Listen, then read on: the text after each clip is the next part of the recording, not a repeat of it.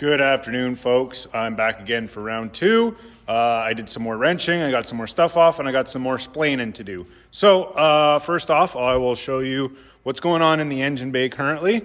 So as you can see, no more heads on the car, everything's off. Camshaft is still in there, but I mean, installing a camshaft is pretty much, it's the same as installing an LS camshaft. It is a special camshaft to make the head swap work, but like installing it is no different.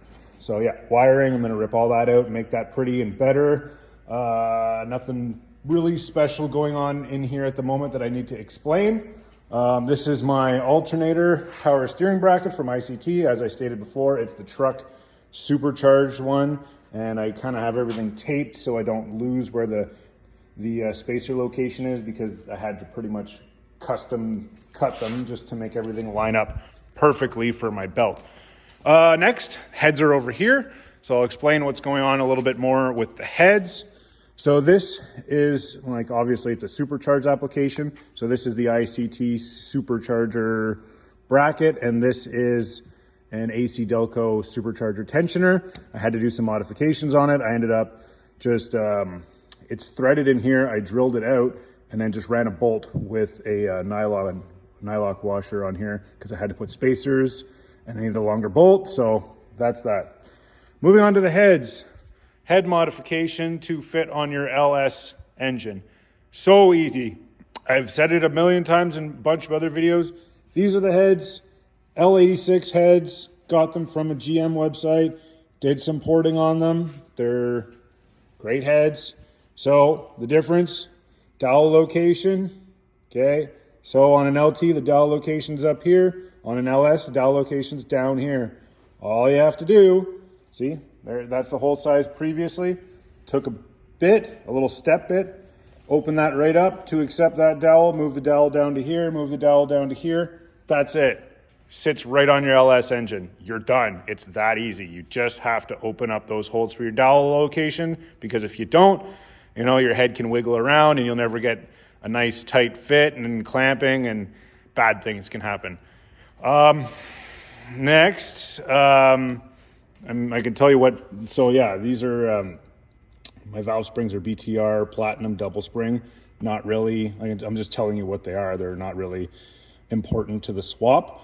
Flip this guy around. So,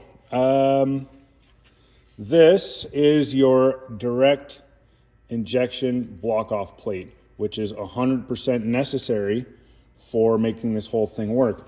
Now, in previous videos, I said that you could use the original injector, and it works for a little bit until the O-ring inside them melts and blows out, and then you have a cylinder leak, and it sounds horrendous. So then to fix that, I welded the end, the top end of it shut so that it couldn't leak, which worked fine for a while. But then the bottom of the sealant O-rings at the bottom started blowing out, and then it basically cylinder fumes would bypass. So I ended up getting these aluminum plugs from Mast Motorsports, and it's a full aluminum plug, and it just hammers in there, and then they send you this top plate to basically hold it all in place so it doesn't go anywhere. ICT makes the same deal. I think I have ICT brackets from my last swap. When I ordered this one, they came in, so I was like, I'll just use them anyways.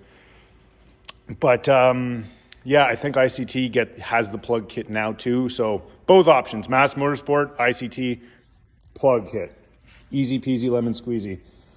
That's about it. The only other thing is on the LS head, you have your 10 millimeter bolts that line up here, and you don't have them.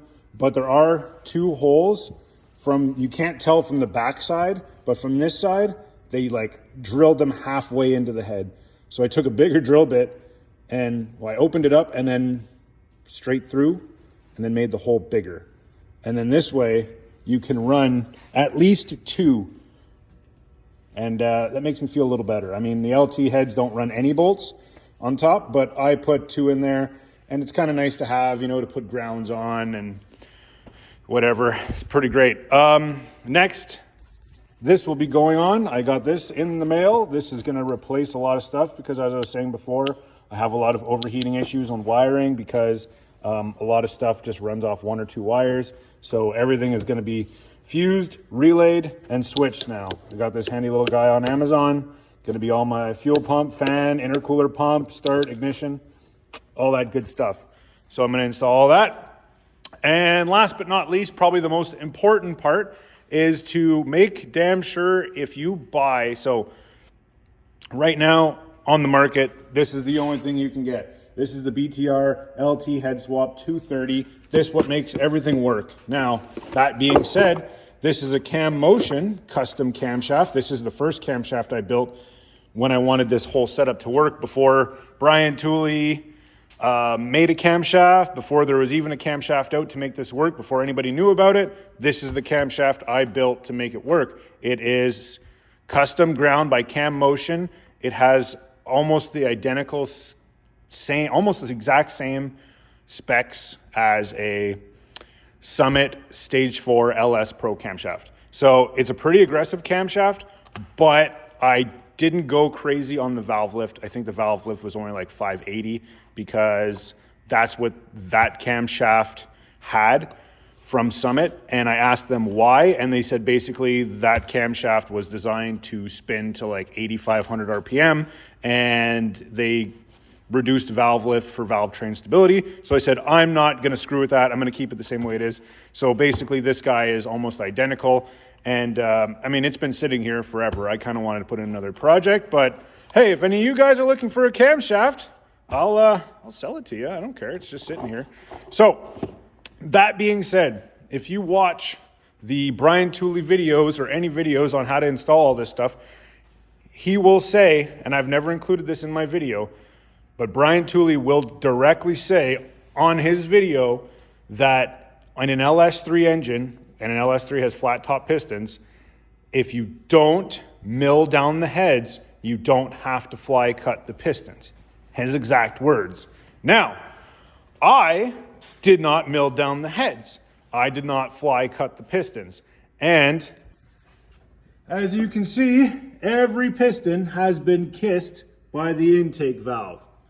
So I have to go through everything and make sure I don't have bent valves and all that. But I don't know how or why. And on top of it, these pistons are dished. They're not flat top. They're LS Pro pistons that I got from Summit. And I don't know. I don't know what to say.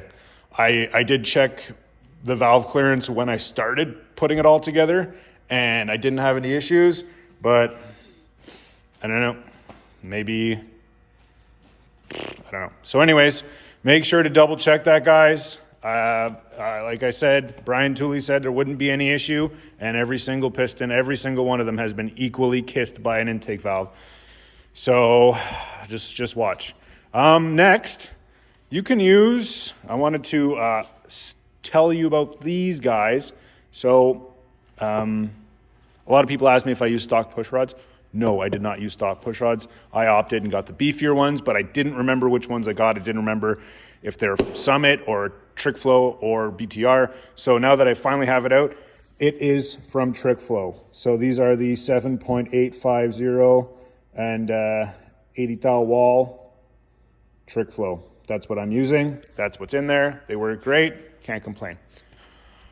I guess that's it for now. Short little video this morning of wrenching, but I got to take the transmission off, and then this block will be coming out.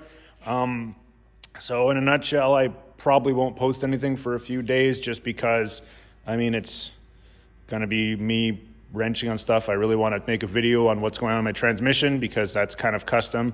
And then when I get the engine out, I'll put it on a stand, and I'm going to start transferring some parts over to my new engine, and we'll make some more videos. I don't know if I put it in my last video, but my headers finally came in. My engine at 7/8 headers. So this LS flange is going to have to be cut off, and then I'm going to have to take the LT flange that's on here, cut that off, re-weld it. All fun times, but I'll get it done. I'm not going to bother ordering a new one because those will be used for nothing ever again. So might as well recycle instead of spending money for nothing.